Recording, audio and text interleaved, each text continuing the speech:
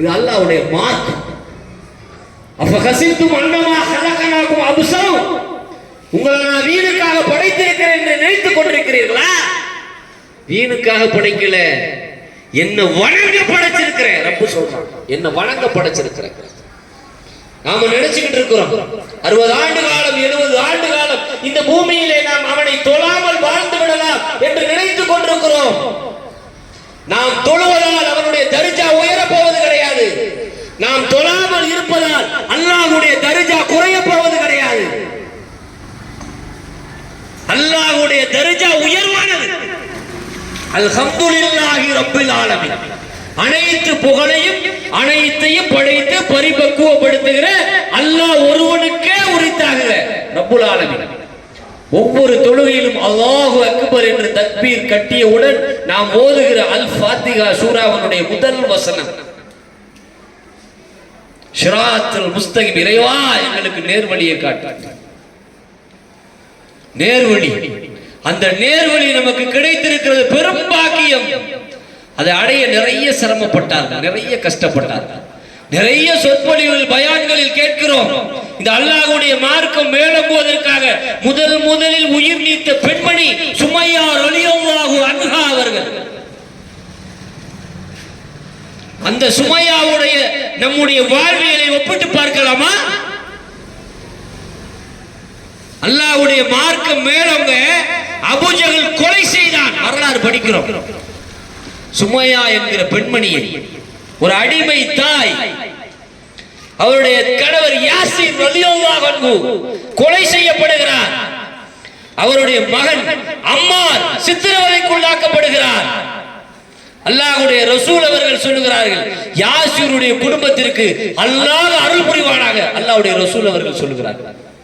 அவ்வளவு கஷ்டம், அவ்வளவு சிரமம் இந்த மார்க்கத்தை அடைந்ததற்காக.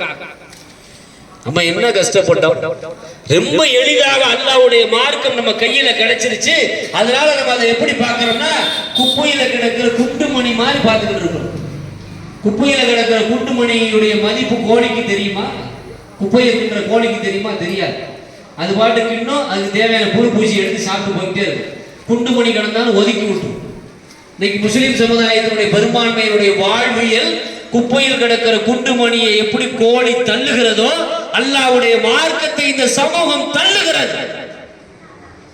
அதனாலதான் இந்த சமூகத்துல ஏராளமான தீமைகள் பெருகி கிடக்கிற காட்சியை பார்க்கிறோம்.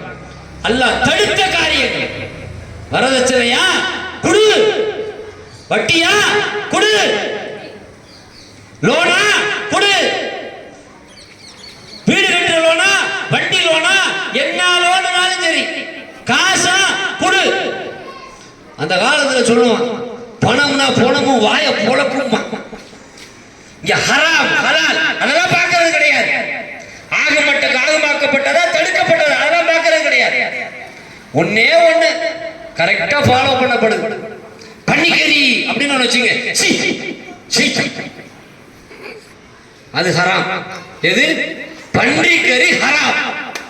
அப்ப மது, அது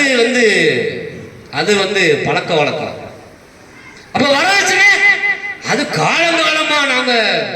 அப்ப வட்டி, அப்ப பொழைக்க வேணாமா? நாங்க செத்தா போயிருவோம். வட்டி வாங்கலாம் செத்துருவோமா? வரதட்சணை வாங்கலாம் கல்யாணம் நடக்காதா? மது அருந்தலனா வாழ முடியாதா? பாக்குறோம்ல, அடுத்தவன் பொருளை எடுக்கணுமா? அது பரவாயில்ல, வரட்டும், ஹலால். பன்னிக்கறி ஹராம். பன்னிக்கறி எப்படி ஹராமோ அப்படி வரதட்சணை ஹராம், வட்டி ஹராம், விபச்சாரம் ஹராம், திருட்டு ஹராம். அல்லாஹ்வுடைய பெயர் சொல்லி அறுக்கப்படாத அனைத்து உணவுகளும் ஹராம். இவ்வளவு ஹராம்கள் வாழ்க்கையில் இருக்கிறத பன்னிக்கறி நாங்க முஸ்லிம் தொட மாட்டோம். அப்ப சரக்கு உடைச்சு அடிப்போம், குடிச்சிட்டு மல்லாந்து கிடப்போம். பாக்குறோம்ல. அப்ப அல்லாஹ்வுடைய மார்க்கத்தை எப்படி புரிந்து வச்சிருக்கிறோம்? ரப்புல் ஆலமீன் நாம இன்னைக்கு பின்பற்றுகிற இதையா சொன்னா, நபிகள் நாயகம் ஸல்லல்லாஹு அலைஹி வஸல்லம் அவர்கள் நாம இன்றைக்கு வாழ்வில் கடைபிடிக்கிற இதையா நமக்கு காட்டி தந்தார்கள். ஹுவல்லதி அர்ஸல ரசூலஹு பில் ஹுதா வத்தீனில் ஹக். நம்முடைய தூதரை நேர்வழியுடனும் சத்திய மார்க்க சொல்லி காட்டுகிறான். நேர்வழியோடு வந்த ஒரு இறை தூதர், சத்திய மார்க்கத்தோடு வந்த ஒரு இறை தூதர் வரதட்சணை வாங்க சொன்னாரா? வட்டி வாங்க சொன்னாரா? வட்டி கொடுக்க சொன்னாரா? மது அருந்த சொன்னாரா? யாராலும் சொல்ல முடியுமா? சொல்ல முடியாது. அப்ப அல்லாஹ்வுடைய மார்க்கம் நமக்கு கிடைத்திருக்கிறது என்பது பெரும் பாக்கியம், அல்லாஹ்வுடைய அருள். அல்லாஹ் ரப்பல் ஆலமீன் திருமறை குர்ஆனில் சொல்லுகிறார், அத்தீஉல்லாஹ வ அத்தீஉ ரசூல லஅல்லக்கும் துர்ஹமூன். யார் அல்லாஹ்வுக்கு கீழ்ப்படிந்து அல்லாஹ்வுடைய தூதருக்கு கீழ்ப்படிகிறார்களோ அவர்கள் அல்லாஹ்வால் கிருபை செய்யப்படுவார்கள். யார் அல்லாஹ்வுக்கு கீழ்ப்படியாமல் அல்லாஹ்வுடைய தூதருக்கு கீழ்ப்படியாமல் தங்களுடைய வாழ்க்கையை அமைத்துக் கொள்கிறார்களோ அவர்கள் அல்லாஹ்வுடைய தண்டனையை எதிர்பார்த்து இருக்க வேண்டியதுதான் என்று ரப்பல் ஆலமீன் திருமறை குர்ஆனில் நமக்கு எச்சரிக்கை செய்கிறார்.